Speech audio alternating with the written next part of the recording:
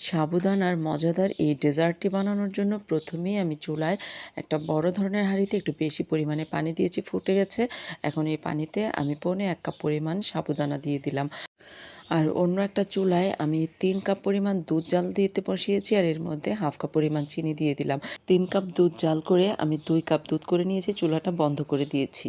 সাবুদানাগুলো সিদ্ধ হয়ে গেছে, চুলাটা বন্ধ করে দিয়ে আমি একটা স্ট্রেনারের মধ্যে সাবুদানাগুলো দিয়ে দিলাম। বাড়তি যে আঠালো পানিগুলো ছিল সেগুলো ঝরে গেছে আর তারপর আমি নর্মাল পানি দিয়ে সাবুদানাগুলোকে ধুয়ে খুব ভালোভাবে পরিষ্কার করে নিয়েছি।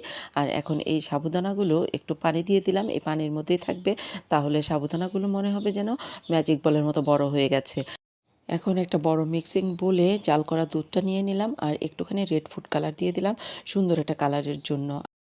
আর তারপর পানি ঝরানো সাবুদানাগুলো দিয়ে দিলাম আর এখন এর মধ্যে কিছু কলা আমি ছোট ছোট করে কেটে রেখেছিলাম, সেই কলাগুলো দিয়ে দিলাম। আর তারপর আমি এখানে আঙ্গুর, আপেল আর আনারের দানা রেখেছিলাম। তো সেইগুলো সবগুলো ফলই আমি দিয়ে দিলাম। কিছু ফল রেখে দিয়েছি শুধুমাত্র লাস্টে গার্নিশিং করার জন্য।